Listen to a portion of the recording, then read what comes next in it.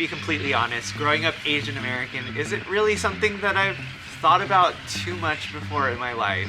I grew up in a predominantly Asian American community. The Asian population in my city is over 60%. Even when I worked abroad, I spent most of my time in East Asia. I never felt like a minority. So we've been to a lot of places on this trip so far, and with the exception of a few Asian restaurants that we've visited along the way, I think I got to feel for the first time what it's like to be a minority in the United States. Hi, we're Yvonne and Jeremy. We got married last year, and now we're exploring the US full time. We've been traveling at a relatively fast pace, but we've stopped in Rapid City, South Dakota for nearly a month. Today, as we explore Rapid City and nearby Mount Rushmore, we reflect a little bit on what it's like being Asian American.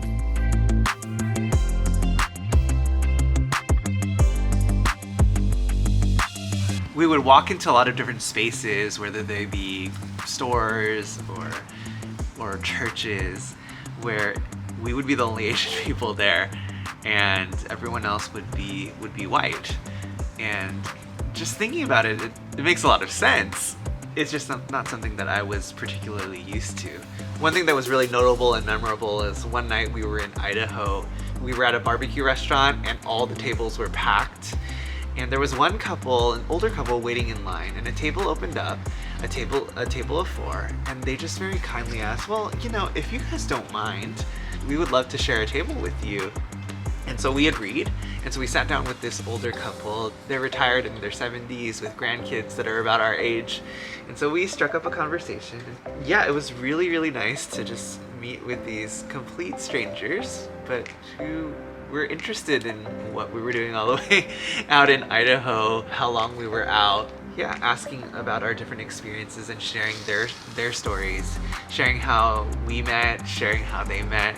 That was really nice. But one thing that really struck me about our conversation, partway through the dinner, they asked us as Asian Americans if we had encountered racism. I had to really think about it because I think other than in elementary school, some white teenager riding by on a bike saying go back to China and certain other remarks that made me feel like a foreigner, even though I was born, raised, and pretty much grew up all my years here, because of the community that I live in, which is so Asian. I just felt like, well, no, I don't think I've really encountered that. But I really think that a lot of that may be because of the community in which I choose to live and the people that I surround myself with, and not necessarily because that's necessarily reflective of what the rest of the country looks like. I think I've had a lot of assumptions of what America is like, and I think even when I'm abroad and students ask me like what America is like, I think I'm used to pretty much explaining it from my insular, diverse city or suburb California view, when there is so much of the country that does not look like me or think like me or even know or understand people like me. So I think being on this super long road trip has at least shown me to a certain extent how walled off and insular my view of the country is, you know, and how much, or rather how little, I really know and understand the experiences of others.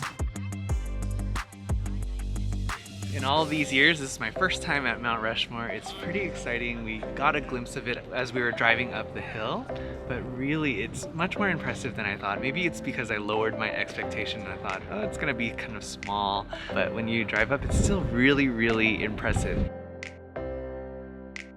This is probably the most American thing I've ever done, besides being born in America.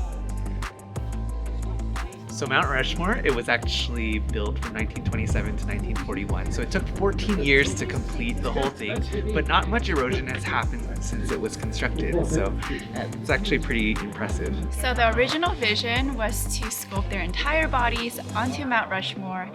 But as you can see, that never happened. As soon as you walk out of the car, exit the parking garage, and enter the entrance, you will see the faces right away. You will see Mount Rushmore right away.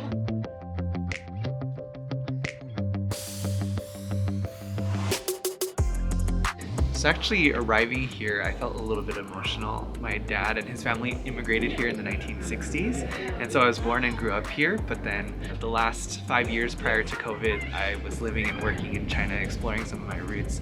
But definitely knowing the freedom that exists here, the price that must be paid for that freedom is something really tremendous. Yeah, I really love this country and this part of my background and upbringing.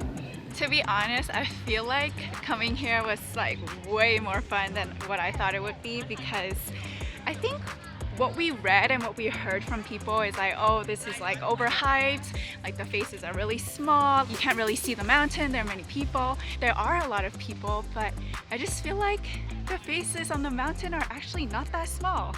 And I think because we super de-hyped ourselves, I feel like this actually ended up being pretty fun.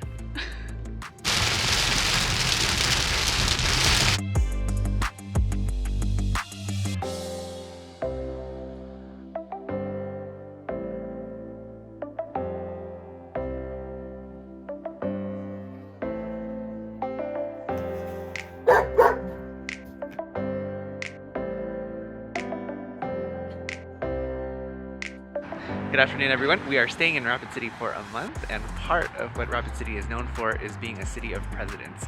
So along the downtown area on the main streets, there are statues of every president, minus Donald Trump, every president of the United States. So we're going to go around and see some of them.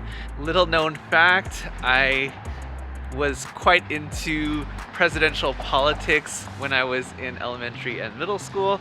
So I actually know quite a few facts about the presidents. In fact, I think either my grandma or one of my aunts bought me a book called Every 4 Years that had all the different details and facts and the candidates in the different elections. So I'm a little minor presidential politics geek.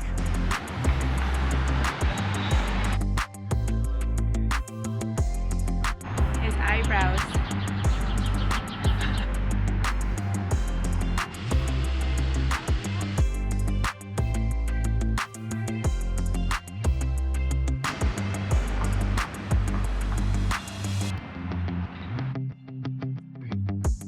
Recognize Ulysses S. Grant by the beard, and Yvonne is befuddled.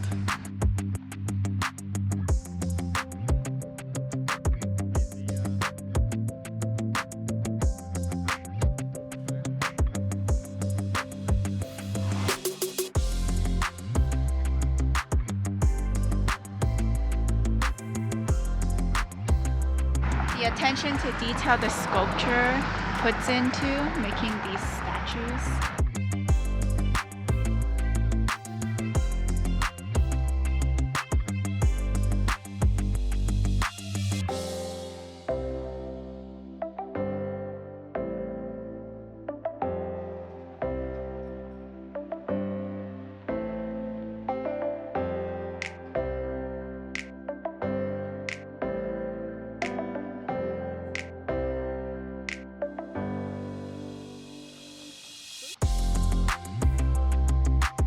To be totally honest, I don't think I knew who most of these were.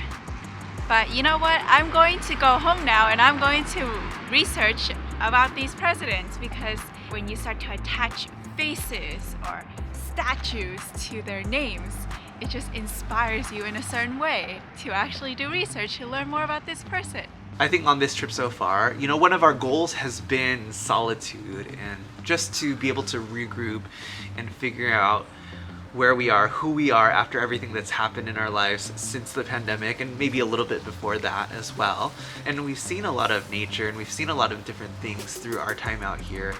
So we've been visiting different places, and I don't know if you guys have enjoyed seeing these parts of the country through our lens. But yeah, something definitely that we really look forward to going forward is beyond just like getting to a place and hiking around or looking at different scenery or exploring. I think one thing that I really look forward to going forward is really going into the stories of the people that we encounter, the people that live in these places, and some of those interactions that we've had along the way from people so different from us have just been really informative and inspiring and helpful. So we're really looking forward to making that more of a part of our videos going forward. So that's it for this week's video. We're headed to Colorado next week, so join us next week for that.